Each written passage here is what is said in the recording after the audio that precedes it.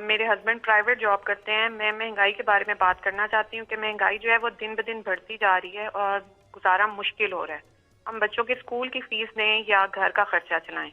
اور اب تو اگر آپ دیکھیں تو ڈالر کی جو پرائس ہے وہ بھی کم ہو گئی ہے اور جو روپے کی ویلیو ہے وہ بھی مستحکم ہو گئی ہے.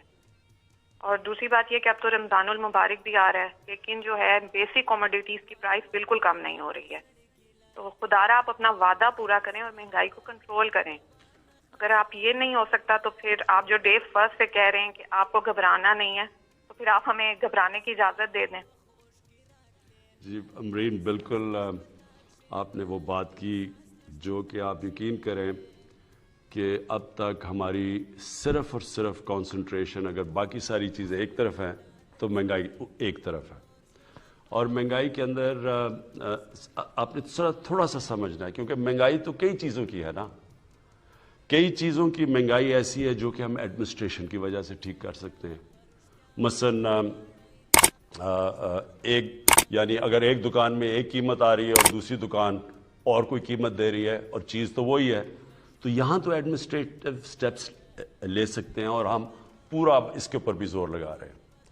ایک مہنگائی یہ, اور یہ بھی آپ نے سمجھنا ہے, وہ مہنگائی یہ ہے کہ ایک کسان سبزیاں یا جو بھی اپنی پیداوار ہے وہ ایک قیمت کے اوپر وہ لے کے جاتا ہے مارکیٹ کے اندر, لیکن اس مارکیٹ سے جب وہ چیز جاتی ہے شہر میں یعنی ریٹیل میں, یعنی جب آپ کے پاس پہنچتی ہے تو اس کے اندر ایک بہت بڑا فرق آ جاتا ہے. وہ کسان بیچارے کو پورے پیسے نہیں ملتے. میں نے کسانوں کو ملا جا کے, تو کسانوں نے کہا جی ہمارا تو مشکل سے خرچہ پورا ہو رہا ہے جو ہم اپنی پیداوار یا جو سبزیاں بتا رہے تھے, لیکن وہی سبزی جب وہ جا رہی ہے شہر کے اندر تو وہاں وہ دگنی سے بھی زیادہ قیمت پہ بک رہی ہے. تو جو بیچ میں مڈل مین ہے وہ بہت بڑے پیسے بنا رہا ہے. اس کا اب ہم ایک توڑ لے کے آئے ہیں اور انشاءاللہ یہ شروع بھی ہو گیا. ہم نے آہستہ آہستہ ایکسپیریمنٹ کر رہے ہیں کہ ہم ڈائریکٹلی وہ جو منڈی سے ایک اس طرح چیز کریں کہ ڈائریکٹلی وہ چیزیں جائیں گی لوگوں کے پاس اور وہ کسان کو بھی زیادہ پیسہ مل جائے گا اور جو لوگ ہیں جو شہر کے اندر لوگ ان کے لیے بھی قیمتیں کم ہو جائیں گی. یہ ایک پوری نئی چیز کر رہے ہیں کیونکہ ایک نیا سوچ لے کے آ رہے ہیں اور یہ شروع ہو گیا. لاہور میں ہم نے اب کئی جگہ شروع کیے ہیں یا اب اسلام آباد میں شروع کرنے لگے. یہ شہروں کے اندر اب ہم کرنے لگے. اس سے بھی فرق پڑے گا. ایک تیسرا طریقہ ہے, ایک تیسری وجہ ہے, وہ ہے جو میں شروع میں آپ کو کہتا ہوں کہ جب روپیہ مثلا ہمارا روپیہ اب آپ ہمارے آنے کے بعد 107 روپیہ تھا, ہمارے آنے سے پہلے روپیہ 124 تھا, لیکن اس سے 6-7 مہینے پہلے 107 کا تھا. یعنی 2018 کی شروع میں تقریباً 107 روپے کا ڈالر تھا اور وہ 2018 کے بعد وہ بڑھتے بڑھتے پہنچ گیا 160 روپے پہ.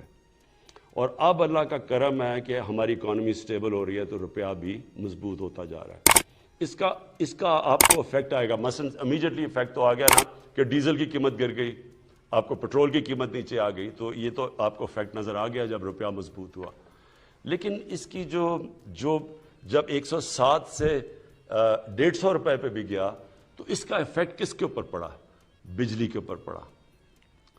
آدھی بجلی بنتی ہے تیل سے, تیل ہوتا ہے امپورٹ. پھر جو بجلی کے سارے کانٹریکٹ سائن کیے گئے ہیں وہ ہیں سارے ڈالرز کے اندر, ہمارے سے پہلے کے کانٹریکٹ سائن کیے گئے ہیں. تو وہ کیونکہ ڈالر کے کانٹریکٹس ہیں وہ ایک دم اس کے اوپر بھی افیکٹ پڑ گیا. جیسے ہی ڈالر مضبوط ہوا روپیہ گرا, ادھر بھی قیمت بڑھ گئی. پھر جب ڈیزل مہنگا ہوا ساری ٹرانسپورٹ مہنگی ہو گئی, ساری چیزوں کے اوپر اس کا کاسٹ چلا گیا. پھر جو باہر سے ہم چیزیں امپورٹ کرتے ہیں, باہر سے چیزیں سب سے بڑا تو جو عام لوگوں کو آپ کو افیکٹ کرتا ہے گھی. اب تقریباً 70% ایڈیبل آئل امپورٹ کرتے ہیں ہم. 70% جو گھی کے اندر جو تیل جاتا ہے وہ امپورٹ کرتے ہیں. پھر دالیں, سب سے افسوسناک چیز یہ ہے کہ ہم نے ابھی تک ایک وہ زرعی ملک, ہم 70% دالیں اپنی امپورٹ کرتے ہیں. تو یہ ساری چیزیں مہنگی ہو گئی. اور ایک اور مسئلہ آیا کہ ہمیں گندم جو کہ پاکستان میں ہمیشہ ہوتی تھی, وہ ہماری آبادی کیونکہ بڑھتی گئی ہے جو گندم پاکستان میں تھی اس کے اندر خسارہ آ گیا. ایک تو بارشیں غلط ٹائم پہ ہو گئی, تو ہمیں ایک سال کے اندر 40 لاکھ ٹن گندم امپورٹ کرنی پڑی. اور اس کے علاوہ گندم امپورٹ اور اس کا سارا امپیکٹ پڑا, یعنی جیسے آپ گندم امپورٹ کرتے ہیں تو وہ مہنگی, باہر سے مہنگی آئی یہاں سے, تو اس کا کوئی امپیکٹ پڑا. تو جو امپورٹس مہنگی ہوئی روپے گرنے سے, ایک وہ ہو گئی. پھر ایک بدقسمتی سے ایک اور چیز ہم نے آہستہ آہستہ انکوائریز میں پتہ چلا. وہ کیا ہے؟ یہاں بیٹھے ہوئے ہیں مافیاز. یہ امرین آپ نے سمجھنے کی بات ہے. یہاں پاکستان میں وہ لوگ بیٹھے ہوئے, قائد اعظم نے بھی ان کی بات کی تھی, جو ذخیرہ اندوزی کر کے قیمتیں اوپر بڑھاتے ہیں. یہ مافیاز بیٹھے ہوئے تھوڑے سے لوگ ہیں. یہ سٹا کھیلتے ہیں. عموماً تو چیز تب مہنگی ہوتی ہے جب اس کی سپلائی کم ہو جائے. مثلا اگر کمی ہو جائے کسی چیز کی, اگر چینی کی کمی ہو گئی تو زیادہ لوگ چینی مانگیں گے, اس کی قیمت اوپر چلی جائے گی. لیکن یہاں چینی پڑی ہوتی ہے, ذخیرے پڑے ہوتے ہیں چینی کے, لیکن قیمت اوپر جانی شروع ہو جاتی ہے. ایک وقت پہ چینی انہوں نے کہا جی اتنی زیادہ ایکسپورٹ کرو, چینی ایکسپورٹ کرنی شروع کی, وہ چینی کی قیمت اوپر چلی گئی. سو اس کا کوئی کنیکشن نہیں ہے. یہ جان بوجھ کے مافیاز بیٹھے ہیں جن کے پیچھے پہلی دفعہ پاکستان میں ہم اب جا رہے ہیں. میں یہاں شہزاد اکبر کو بلایا ہوا ہے. یہ آپ کو اصل میں, کیونکہ پوری انکوائری کی گئی اس کے اوپر, ایف آئی اے نے پوری اس کے اوپر انکوائری کر کے تو رپورٹ لے کے آئے کہ کس طرح آرٹیفیشلی چینی کی قیمت اوپر کی جاتی ہے, لوگوں کا بیچاروں کا خون چوسا جاتا ہے. تھوڑے سے لوگ ہیں جو کہ کیسے اربوں روپیہ بناتے ہیں اس سے. اور یہ آٹے کے اوپر بھی ہمیں جب اس کے اوپر بھی ایک رپورٹ ہے کہ کیسے وہاں بھی ذخیرہ اندوزی کر کے تو آٹے کی قیمت اوپر لے جائی جاتی ہے. تو یہ میں صرف آپ کو اس لیے بتا رہا ہوں, اس کے مختلف طریقے ہیں. لیکن یہ آپ یقین کر لیں امرین, گھبرانے کی آپ کو ضرورت اس لیے نہیں ہے کہ سارا وقت ہم اس کے اوپر کام کر رہے ہیں. یا تو ہمیں گورنمنٹ کو فکر نہ ہو اس کی, اس کے اوپر سارا وقت ہم کوشش کر رہے ہیں کہ ہم یہ کنٹرول کریں.